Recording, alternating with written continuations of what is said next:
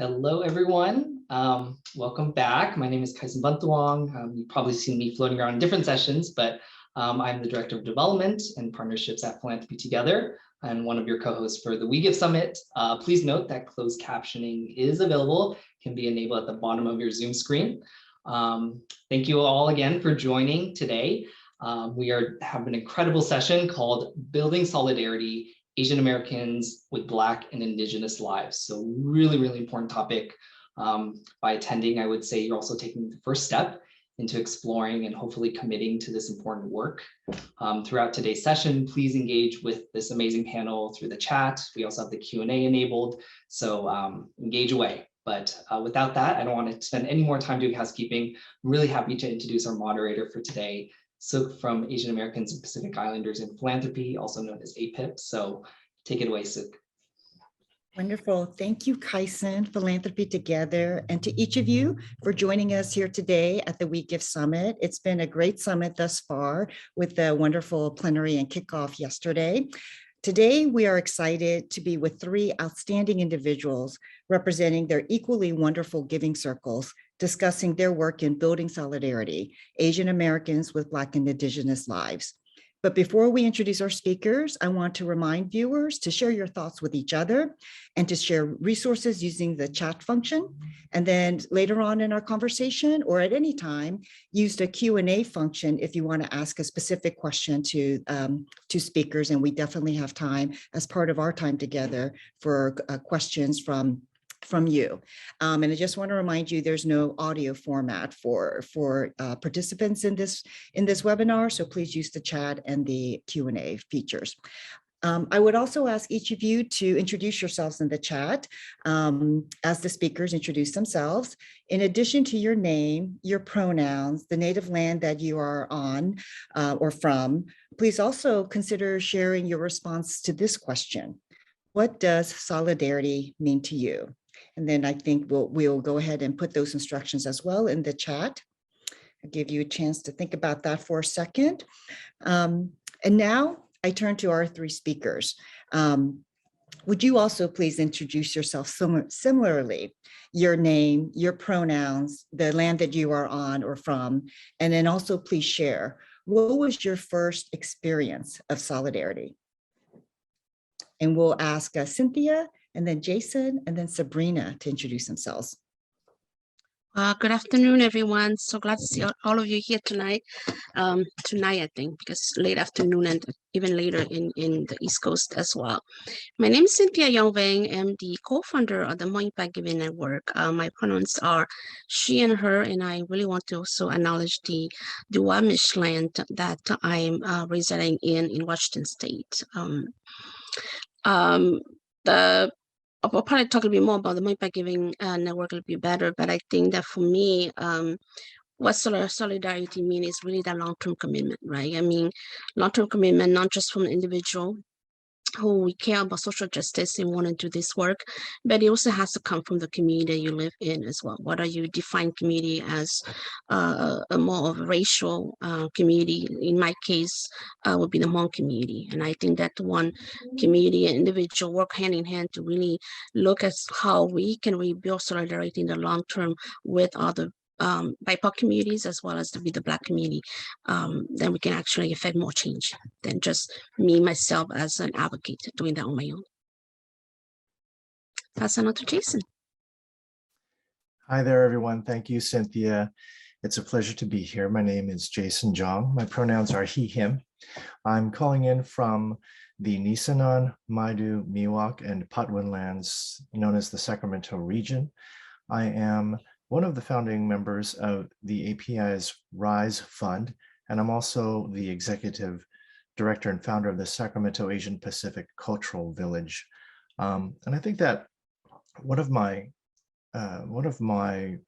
I guess, most important examples that was shared to me by a mentor of solidarity was when the early programmatic days of the Oakland Asian Cultural Center were just starting to form, and my mentor Jenna Hota really pushed this Pan-Asian and Pacific Islander programmatic platform. And that was both an experience that I had, but it also meant a lot to me because it shared the perspective of someone who had gone through the struggles of the civil rights era and had been dedicating her life to making positive change in communities of color, primarily Asian American communities, but also extending that to Pacific Islanders. So that was a very significant experience to me. And I think that was,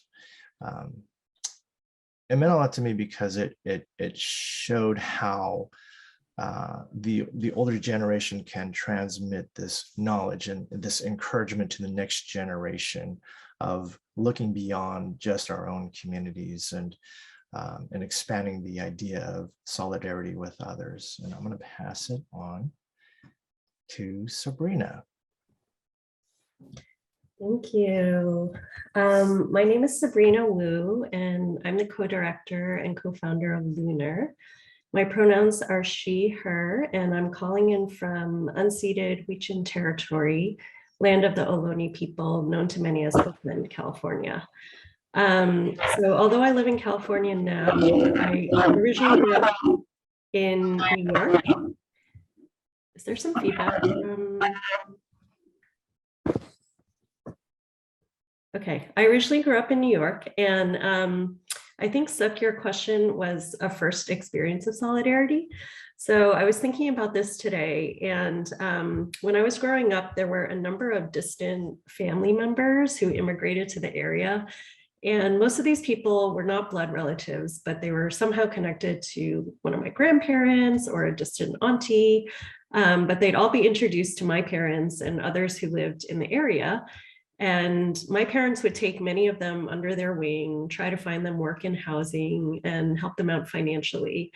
And there was a distant relative who owned a Chinese antique shop on Mott Street in Chinatown in New York, who would hire some of these folks to work in the shop. And I remember just growing up and seeing this at a very young age, the ways that my parents and others provided very material help to people who were trying to create a new life for themselves in the United States, and how much that was appreciated, and the close and family-like relationships that emerged as a result, even with people we had never met before. So that's my earliest memory of solidarity.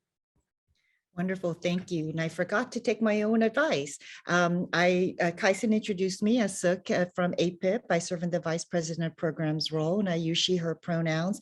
Today, I'm visiting Los Angeles, and LA County sits on Chumash, Tongva, Kits, and Tatavayam lands.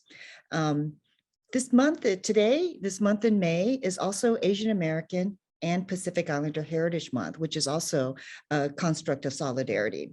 I wanted to ask our presenters about your giving circles and the origins.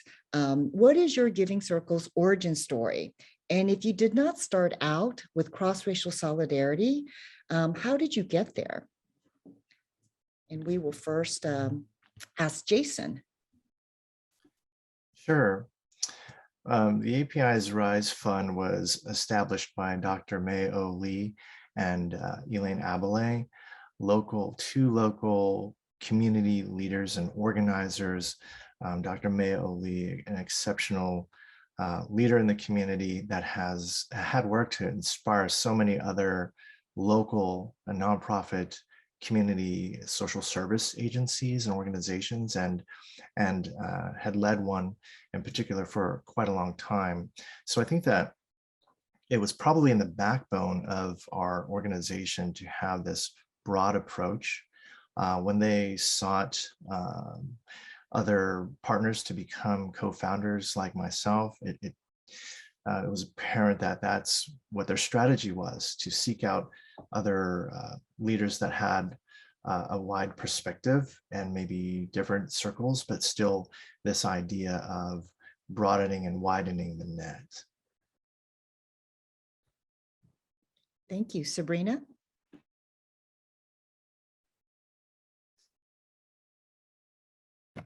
Sorry, I had to find my unmute button. So once again, I'm Sabrina and I'm from LUNAR, and the mission of LUNAR is to build cross-cultural solidarity between Asian Americans and Black and Indigenous communities through community building, political education, and resource mobilization. So we're a giving circle that pools and moves resources from Asian American members through collective decision making. And we're also a larger solidarity fund that's currently raising $20 million from institutional and individual funders to move resources at scale to Black and Indigenous communities. I want to shout out my LUNAR co-conspirator, Yongvang, who couldn't be here today. Together, we co-founded LUNAR in 2020 in response to 3 calls that we heard from Asian American and other BIPOC leaders around what was needed to sustain the political activation, the movement building, and the really amazing racial justice movements that we saw that year. So the first was a call for Asian American community. So as the uprisings for racial justice kicked off across the country, many of our own Asian American friends and family reached out to us to talk about how they should be getting involved and activated.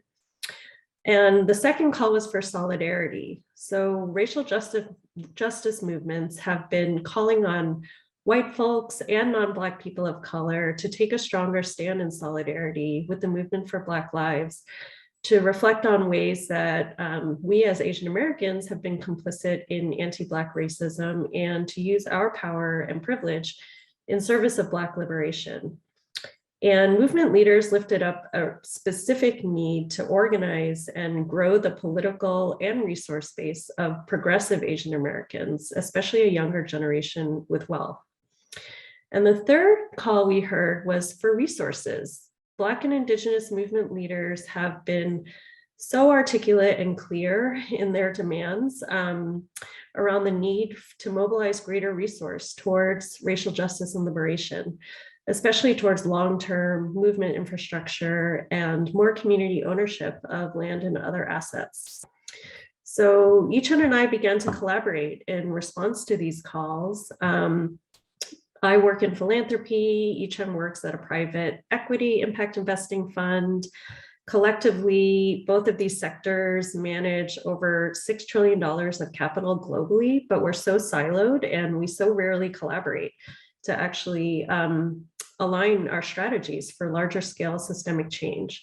So we came together with the shared vision of moving integrated capital. So in other words, being able to blend grant and investment dollars along with non-financial resources in service of racial justice movements.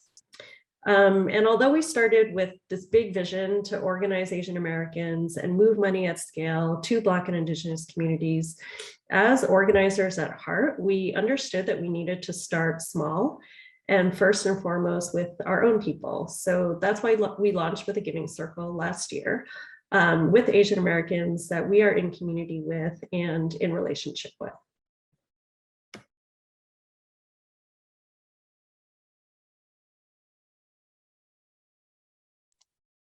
Hi, I'm Cynthia Yongvang again here. I think for Giving Circle, the MOIPA Giving Network, I'm not really new to the philanthropy. I started the Giving Circle way back in 2004 with another Hmong woman leader in Minnesota, and we're actually all of those early giving circle that AAPIP was supporting at the time. But then I moved to, and that was just a giving circle for Hmong women. Then I moved to Washington State, and I decided at the time, connecting with other like-minded leaders as well, about starting a national giving circle. I've been in the nonprofit sector for many years, and I also see really the struggle about communities, the Hmong communities across the country, to really working on issues that matter to them around, even for the 7 initiatives that we have as part of the Giving Circle here, around preserving culture, for example, about gender equality. We still are fighting about that as well. But I think what really happened to us as a Giving Circle in 2020 was really the murder of George Floyd. I think that really woke up our community across the country to really look at how we also build solidarity with the Black community as well and the Black movement. And we felt that as a Giving Circle, there should be a place, we should play a bigger role as well, to really starting that initiative, anti-Blackness and also anti-Asian. Our community, the Hmong community as a whole, is pretty new community. And so for us, working when we talk about solidarity with the Black community, it's still a movement, even in our own community, that is slowly developing. We're different from a lot of the API community who have been here for many generations. The Hmong has been here probably for the last 50 years only. So for us to really be part of that racial justice movement is still very new for many of our different communities, depending on where they're located. If you are located in Minnesota and California, with a larger, more population, I think that based on the fact that you're also more interacting with more other API community, I think that working on racial justice seem like something that's more possible. But if you live in other places like I am here in Washington State, in North Carolina, or even Colorado, the community is very small. So we have to start very slow at the beginning, just to even talk about racism within our own community before we can branch out to talk about how can we build solidarity with the Black community as well. Thank you. Jason, did you want to add? Yeah, so our organization was established to really encourage contributions from within the local AAPI community. But for the last 2 years, the focus has been on funding organizations that are addressing ways to combat anti-Asian hate and anti-Black racism. So each year we fund a handful of organizations, and some activities have been panel discussions and that delve into topics of anti-Asian hate, but also anti-Blackness, working with a theater company, working with the film festival, one project that I also manage, working with a Pacific Islander-led organization empowering Pacific Islander communities to form their Black Pacific Alliance. So it's through the funds that are the programmatic theme that's determined by the core members of the group.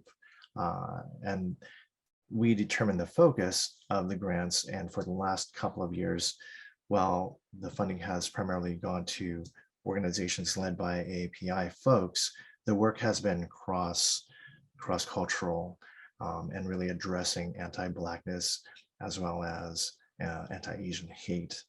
And so I think that in that way, we're able to make those connections, to cross those bridges and have greater impact.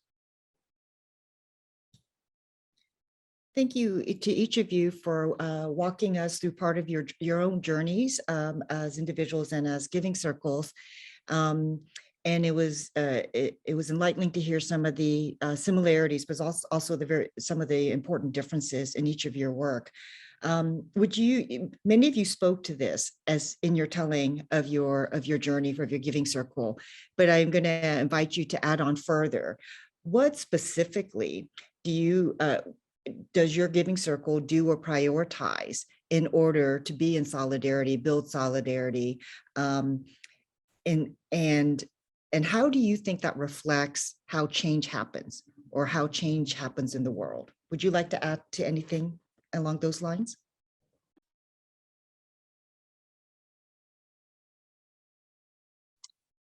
Yeah, I can start. I think I really admire and also the work that Sabrina and Jason are doing. I think they're way ahead of us in many ways. So we hope that one day we can even be able to emulate that as well as part of our own Hmong community.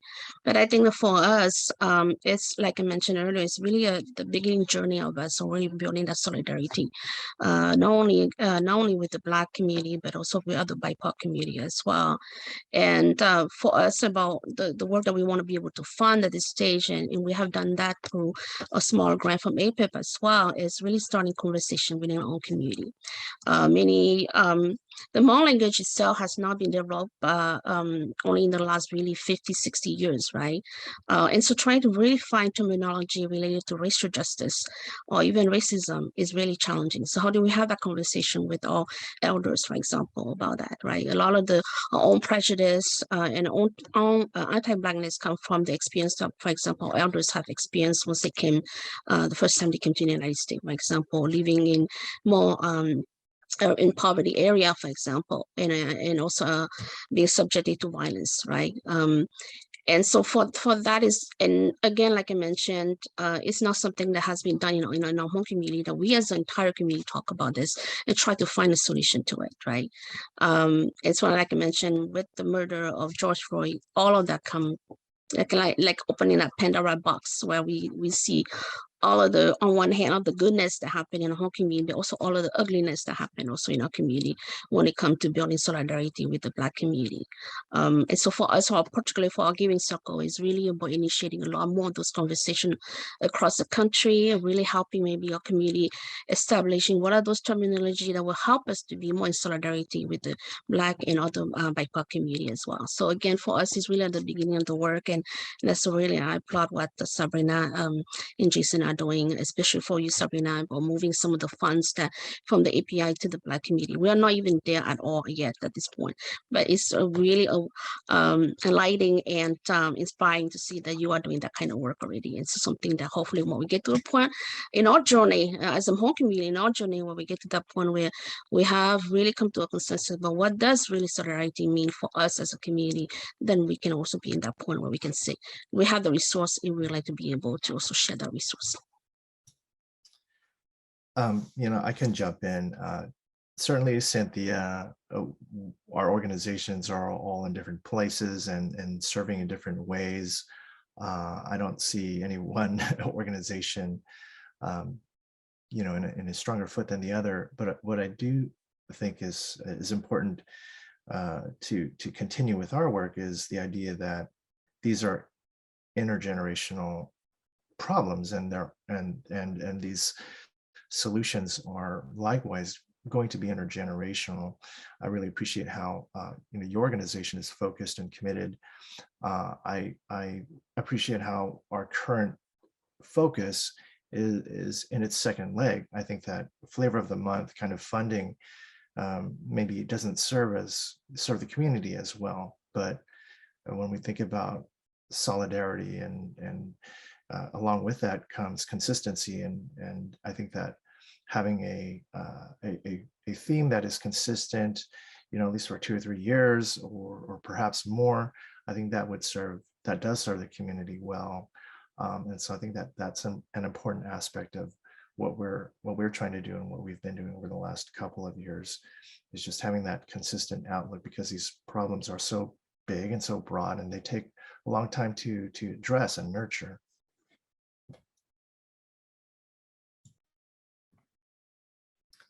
I can jump in. Thank you so much for your kind words, Cynthia. I just want to say that I'm a huge fan of both your and Jason's work as well.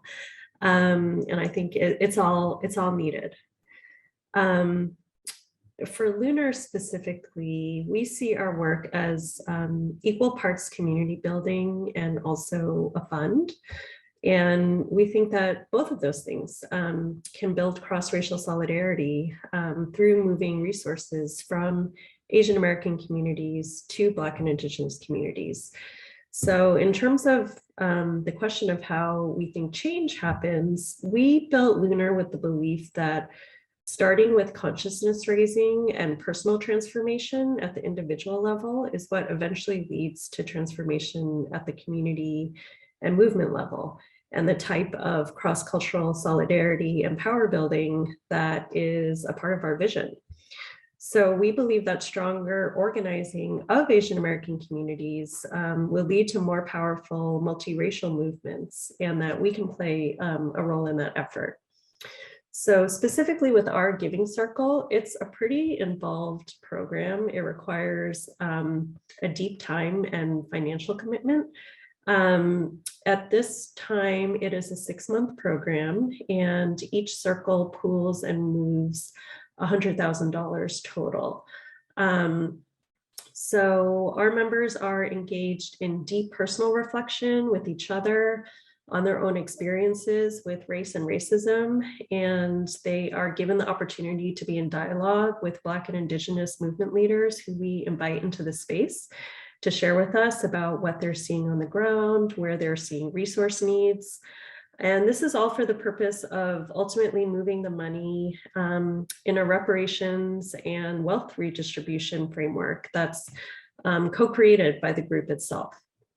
So we're moving a few parallel strategies that we believe will create larger scale change. So we're building authentic relationship and strong communities of Asian Americans who are politicized around racial justice, at the same time facilitating relationship building and resource flow between Asian Americans and other BIPOC communities. And the resource flow is key to us because it's tangible and it's a material demonstration of solidarity in support of Black and Indigenous lives. And we're also taking the lessons that emerge and the values that we're distilling from the giving circles to inform the development of the larger LUNAR fund that has the ability to move integrated capital at a larger scale in support of Black and Indigenous lives.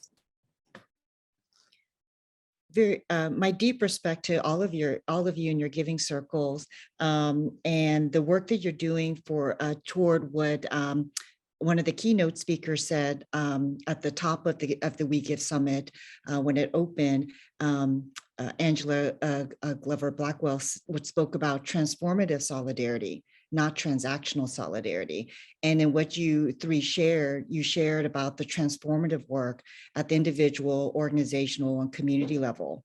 Before I invite questions from our viewers who are joining us here today, I just wanted to make sure that, Jason, if I can go back to you and ask you to talk a little bit more about why you fund storytelling, arts, culture, and creating those experiences together as part of your strategy for change. You refer to it as this is some of the things that we do, but it's also very strategic why you do it. Yeah, that's right. It is. I think that the group has a mantra of food, fun. We're trying to find engaging ways to bring community together through the work of our partnering organizations, the organizations that we fund. And I think that that's an important part of it, to have uplifting moments where we can bring folks together to create a sense of belonging, to lean into the arts and culture, where it makes sense, to celebrate who we are as Asian Americans and Pacific Islanders and Native Hawaiians. So I think that that's all part of it. Food often takes a center stage in a lot of the convenings and gatherings that we have. And I think that's a strong way to build a following, to build interest. We do have a lot of, our own challenges and work. We know that our donor base may skew a little older, so there are many strategies and many, I think, ways that we can improve and sharpen our practices as well. But certainly, it's who we are, right? It's how we identify, how our culture, our language, our heritage, our stories, our histories, all of those ideals and ideas and things define who we are. And I'm not certain that there's a one specific criteria or path towards that, but I think that those ideas and those themes come out when we do sit together and talk about the direction of the funds and the types of organizations and projects that we would like to see supported through the funds that are generated in the Giving Circle. I hope you've been thinking about your questions that you'd like to ask of our presenters.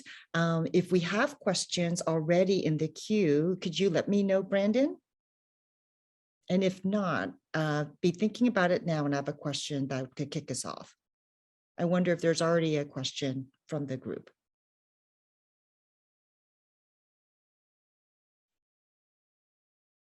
Nope. Okay.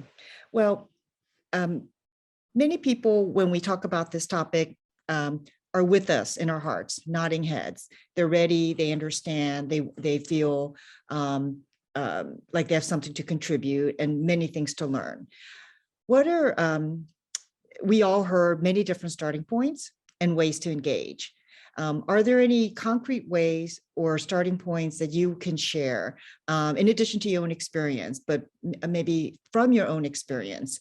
What are concrete ways that are helpful when you're starting to try to do this work in your own giving circle, the work of cross-racial solidarity and the work of actually examining your own anti-Black racism or other types of biases and othering that we may have learned along the way?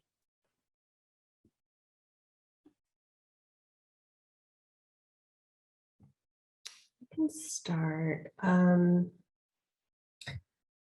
I think these are all very charged topics for many of us, and oftentimes it takes a fair amount of trust building before folks are ready to really dive into talking about race, anti-Blackness in their communities and their families and in themselves. And these are all topics that we do explore in the political education curriculum that we facilitate with our members. But it's definitely not where we start. And so our first sessions are very much about like building the group and the community. What is the culture that we want together? What are the guidelines and practices that we want to have as a group to ensure that we can have these courageous conversations? And yeah, so there's a lot of kind of safety and trust that is already built in before we really start unpacking our Asian American identities, the ways that we've experienced and, you know, been complicit in and sort of like observed anti-Blackness in our families and communities, and how we can be stronger advocates for racial justice. So yeah, so that's what I would say. I think building trust in the group and a sense of not just safety, but also bravery to be able to share is very important.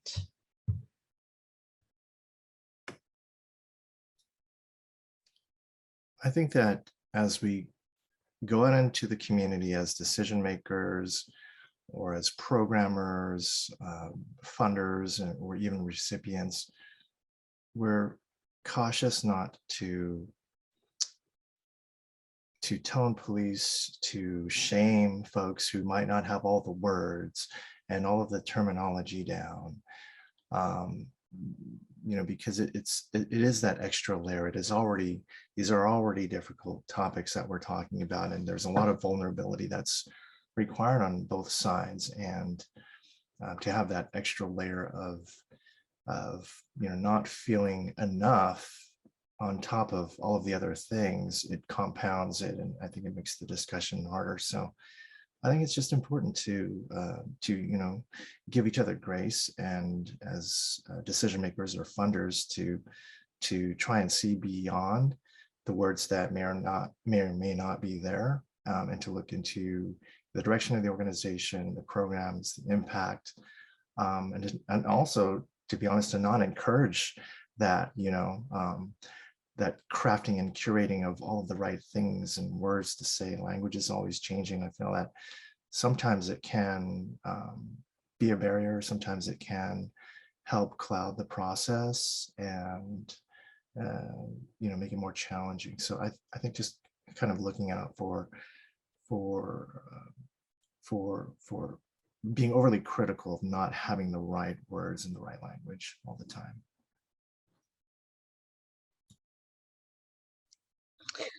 I think for us, I mean, the work that we do too is really because we're a national organization, but like I mentioned, our community is very diverse depending on where they are located as well, and different experience, what is socio-economic as well.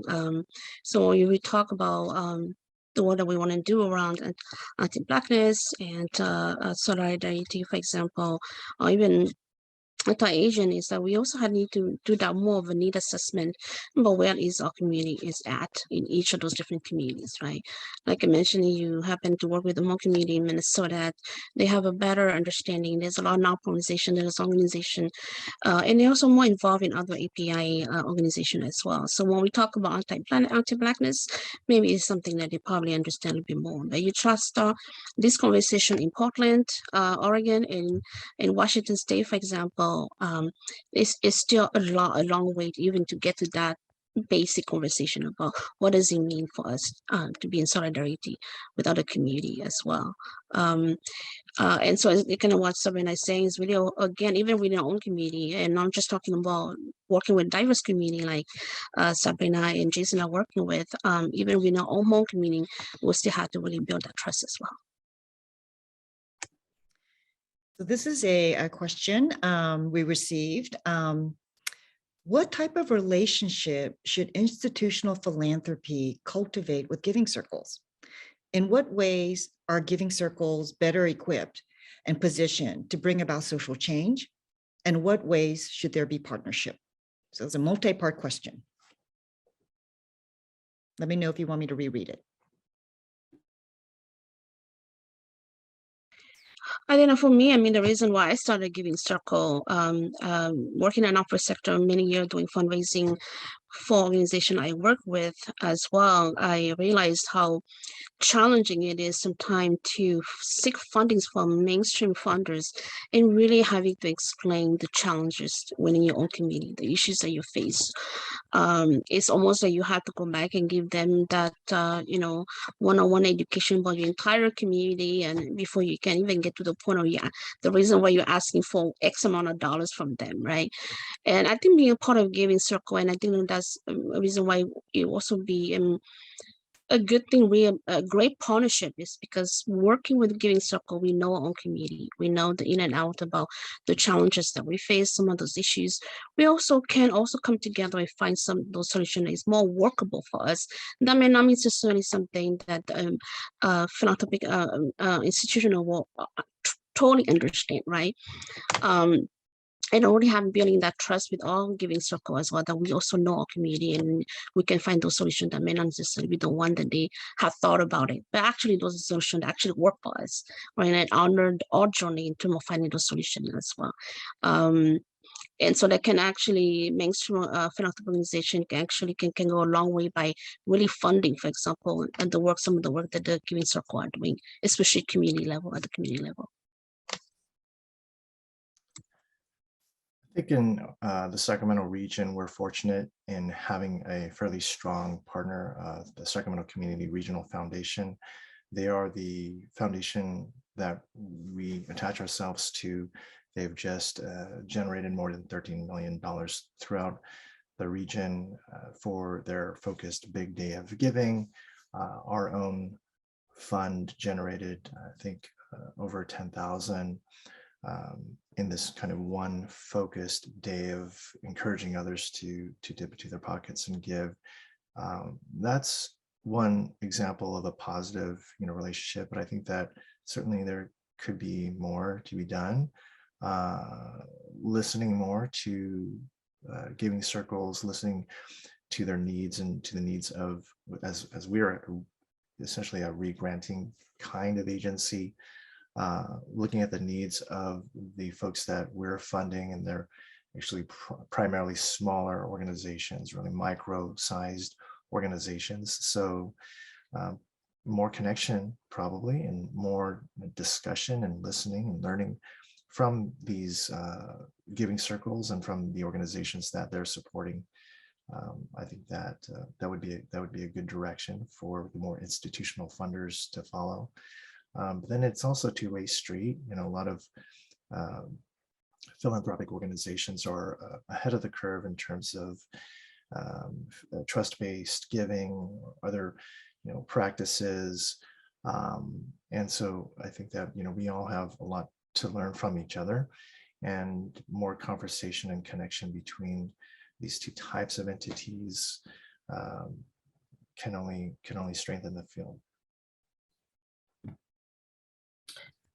We're always looking to build stronger relationships with institutional funders, as well as donors and future Giving Circle members. I think that one way that Giving Circles can be complementary to institutional philanthropy is in unlocking other dollars in support of some of the same organizations and issue areas and causes that philanthropy might support.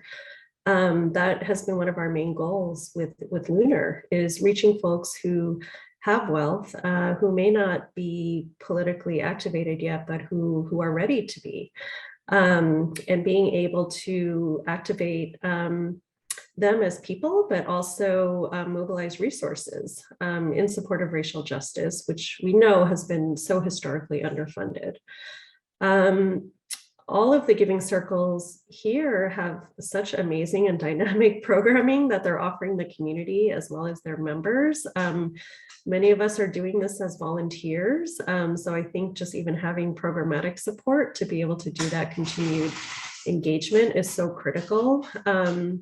One of our main learnings from our first circle is that because of the very high touch approach that we have and the type of program that we're facilitating, it's actually not sustainable for Yi-Chen and I to be able to do this as volunteers for the long term. LUNAR actually requires some full-time staffing, which we are raising funding for right now. So that's another way that institutional philanthropy can support our work. And yeah, I think also being able to share information about what we're hearing on the ground. We have talked to some funders about some of the needs that our first grantees have had. And some of them are very small funding needs that large foundations can't necessarily fund. And so being able to, Giving Circles just have a little bit more flexibility in terms of how we structure our grants and investments and, you know, the size and the requirements that we have to be able to do smaller grants or investments, but that have like a very strong hyperlocal impact. Thank you. This might be a final question before we go to closing comments. It's a great one though, and one that deserves your full response. How do we avoid dilution of, and how do we make how do we avoid dilution of solidarity as a concept that it becomes another philanthropy buzzword? How do we keep it from just becoming something we say and a buzzword and something we refer to, but it gets diluted in that process? And what is at risk if it becomes that?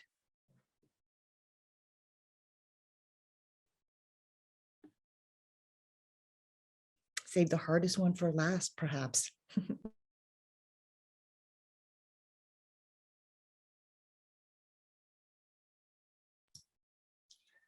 Wow.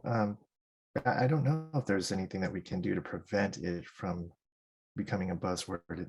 You know, it's probably on its way there or there already. But I think one way to address that is just, you know, focusing on our own consistency and the needs of our constituents and just really listening hard and being authentic and moving in a way that serves them and focuses them and for example, not, you know, the funder, the funding source, or you know, the visions of the programmatic partners or what have you. I'm not sure how to address the other part of the question. What happens if it kind of takes over and ruins our life? But anything that we can try to avoid it by, again, really just being consistent and listening hard to the needs of the community. I completely agree with the fact around data gathering and listening to data and gathering appropriate amounts of data to help inform decisions. I think that's really important. I think it's on all of us to hold funders and ourselves accountable.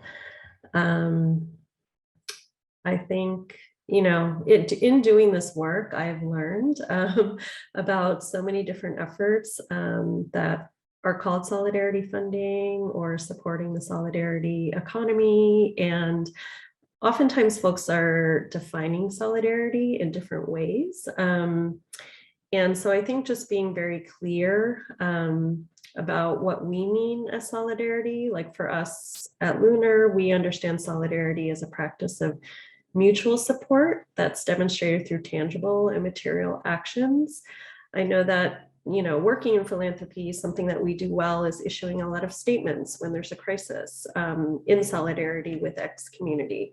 And you know, I think it's on all of us to push our institutions to put dollars where those words are, and make sure that when we are saying things that there are resources moving to community in support of the statements.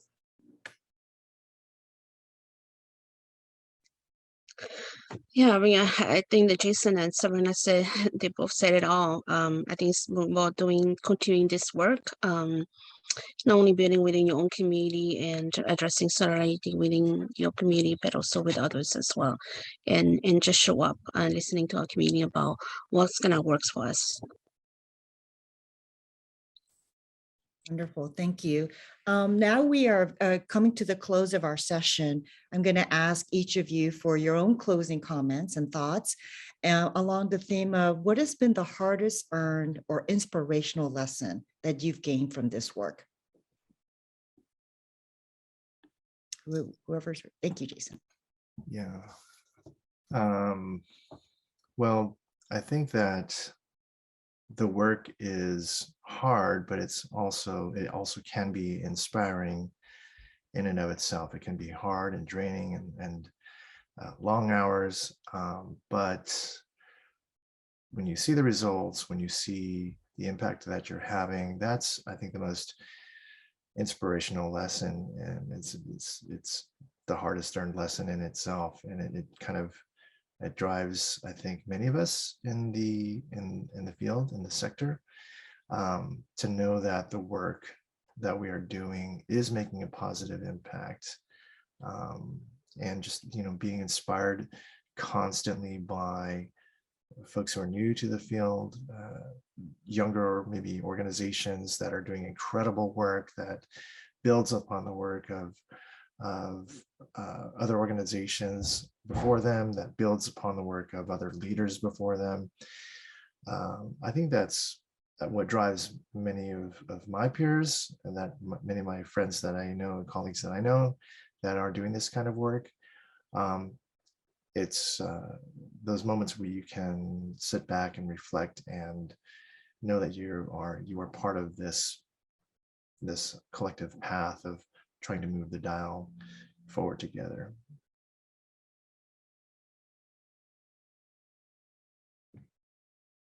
Something that was a learning for me from the first Giving Circle cohort.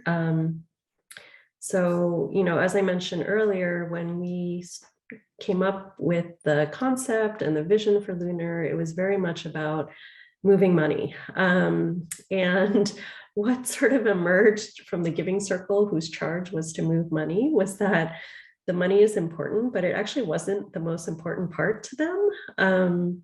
They felt like other elements were more important, like the collective decision-making, the wanting to be in right relationship with local organizations, the process by which we actually granted out the money, not wanting to burden any of the organizations. So these were all things that people talked a lot about and that came up in each of our sessions, and that they felt like they needed to go deeper on before they could even make a decision about how to move the resources.